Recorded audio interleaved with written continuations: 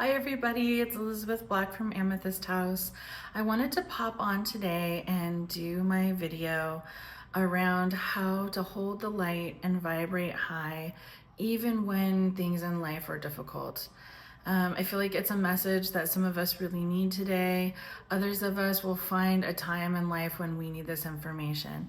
So I want to talk about 4 things to do and 4 things to not do when you're dealing with some kind of adversity, background stress, anything from politics to work, life circumstances, family drama, whatever it might be. Because as we know, our emotions are energy. That energy affects our chemistry, and whatever energy we're allowing to cycle through our bodies is going to be what kind of things are happening. If we're dumping a lot of cortisol and stress chemistry into our body, we're actually going to lock up and be unhealthy and have more problems, leaving us less able to actually handle whatever that adversity or difficulty was in the beginning. So 4 things to hold the light and vibrate higher. Number 1, ground. There are lots of ways to do this. The easiest way is to ground in the earth, literally and physically, whether that means lying on the ground in the dirt or on the grass, whether it means taking your shoes off and walking around on the ground, whether it means going into the forest and hugging a tree, whether it means placing your feet on a hardwood floor, whatever you can do to ground yourself. Because if you think about the lesson of the tree, a tree has roots that go deep into the earth, reaches tall up into the sky, and even when the wind blows like crazy, think of that as an analogy for when the background isn't happening in the way that you want. Even when all that's happening, the tree is standing strong at the center. But there are some other ways to ground too. We can ground in our personal knowing of ourselves. Some people will call that centered self. We can ground in what we know. You know what's right. You know what you feel is important. You know your beliefs.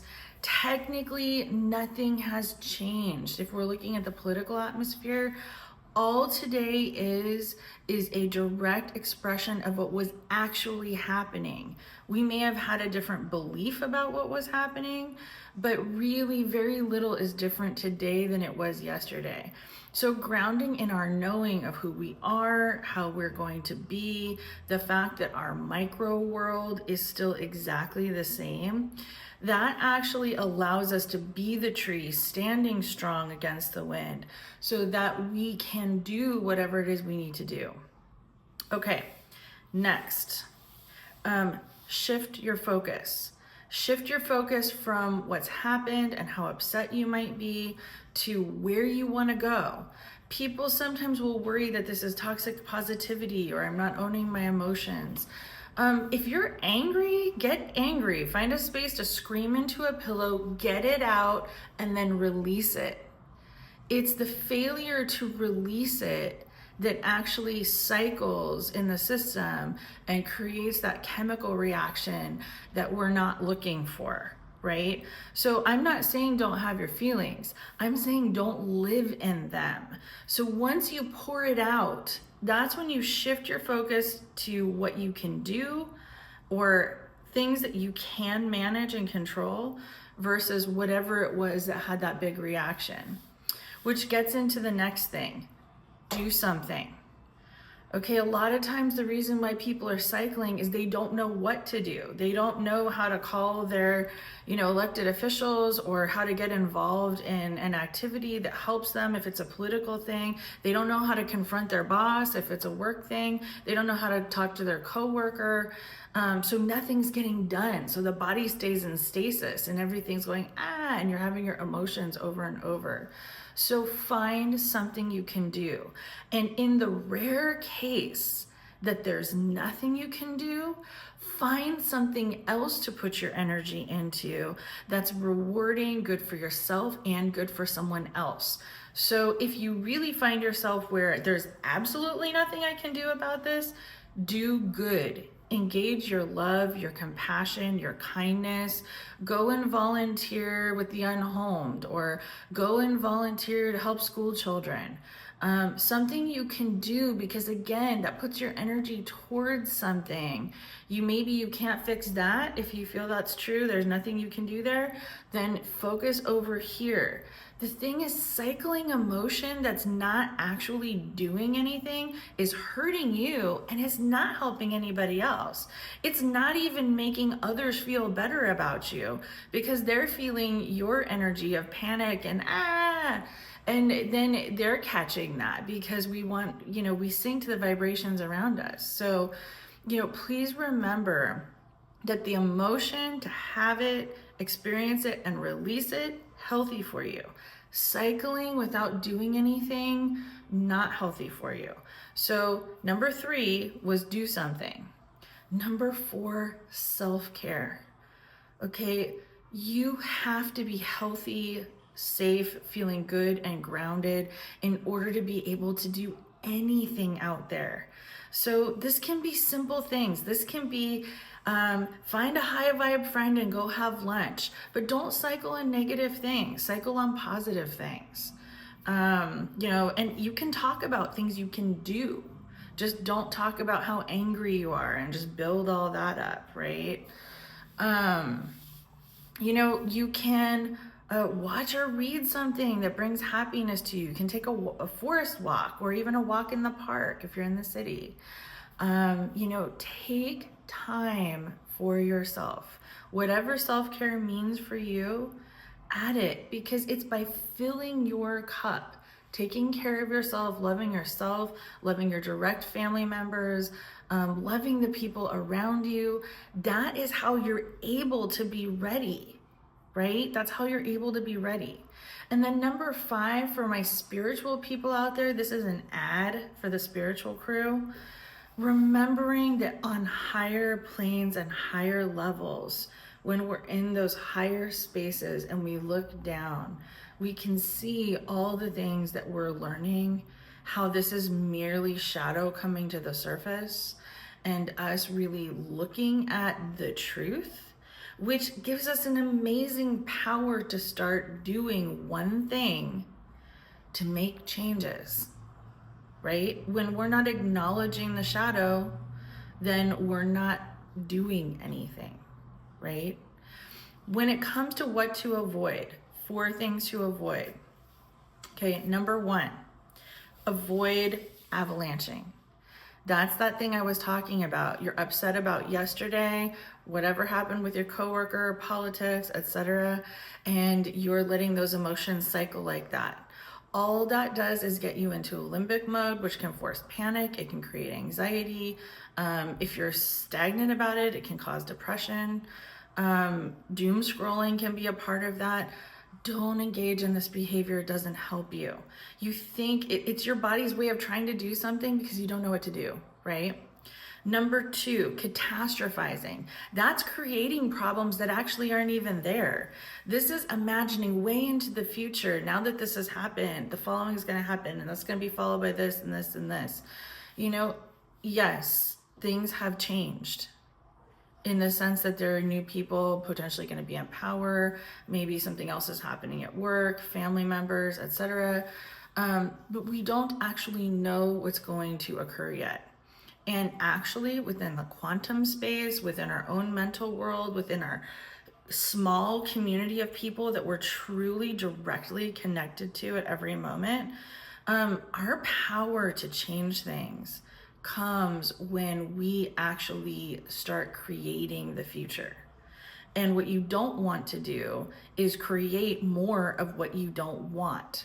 So the trick is to avoid catastrophizing. Oh no, this is gonna happen now. That's gonna happen now. Now this is gonna happen to me. And oh my gosh, everything's over. Okay, first of all, we're imagining a lot of stuff there. We wanna stay now. Now is where we can do. Now is where we can act. Now is where we can help. Now is where we can create, right? Okay, number 3, giving up. Yeah. It was easier when it seemed like the reflection of reality was that things were changing. What we learned was that things stayed the same, but maybe a few more voices were heard the other direction last time. You know, there's a lot going on in politics and governing. There's a lot going on in our personal worlds, our families, our workplaces, etc. Um, but the truth, seeing an accurate reflection, is one of the only ways that actually allows us a path forward. Avoid giving up. Be resilient. Every person that is resilient and looks for places where they can do something, whether for the good of the general or whether it's on a specific activity like work or politics or family, everyone who does that is actually starting to help to move towards something different, right? Finally, retribution. I'm gonna get them, I'm gonna get them back. You know, I'm so angry, I'm gonna go do something bad, this kind of thing. This doesn't help at all. I forget whether it was Martin Luther King who said this first. I remember Maya Angelou saying it. So I'm gonna credit her because I remember her in a speech saying it, but I feel like she might have been quoting someone else. She said, there's a million problems in the world and hate has never solved one of them. Not one. Which means if we lose ourselves into what we're gonna do or how we're gonna get them, or even worse, how we're gonna hurt ourselves or anything like that, we get into that, that is creating exactly what you didn't want to happen with whatever situation you may be confronting. So let's just recap those things. 4 things to do, okay? Ground, change your like shift your energy, shift your attention, look for something to do that gives your energy a direction, also helps solve problems, and then self-care, self-care, self-love, okay? Then with what not to do, what to avoid, that is avalanching, catastrophizing, giving up, or planning retribution. You know, these things, they don't help, okay? So now I would like to just take a minute, and I am checking into my own energy healing ability. And I just want to send for a minute a little bit of Reiki out to anybody who might be feeling the need for it today.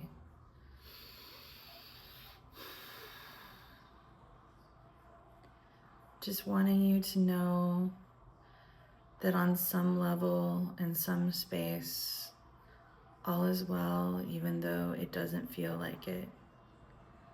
And that by caring for yourself, loving yourself, knowing and grounding in who you are, the kindness you have, the compassion you have, the skills you have, knowing that your path and way forward will be seen, will be found. Knowing that you have so much value to the one universal energy, that you are important, that what you do matters. Knowing that you can help affect real change if that's what you'd like to do. Knowing that just by choosing care, choosing resilience, choosing love, redirecting your attention from fear-mongering, things like that, knowing that all of that is creating a beautiful, high vibration that others who may need your strength can find and connect to. Knowing that you are so loved by the energy of the universe at a higher plane. Knowing this is how we hold the light. This is how we vibe high, even when things don't seem on the surface like they're going our way. And I just wanted to let you know that I'm here for you, that Amethyst House is here for you,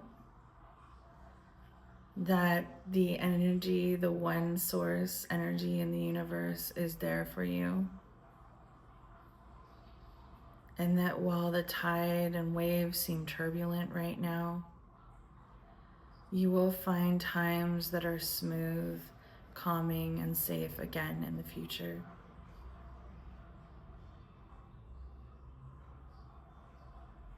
And just offering this to you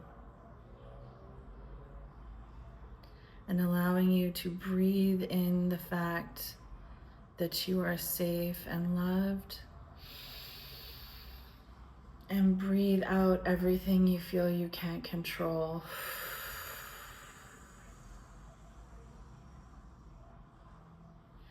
And breathe in a beautiful, high, divine, white, healing energy.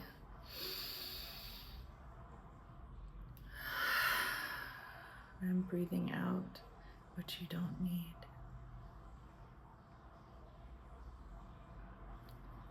I wish you peace today. I wish you compassion today. I wish you love today. I wish you changes in the way that you wish to see them today. You are so loved. So it is.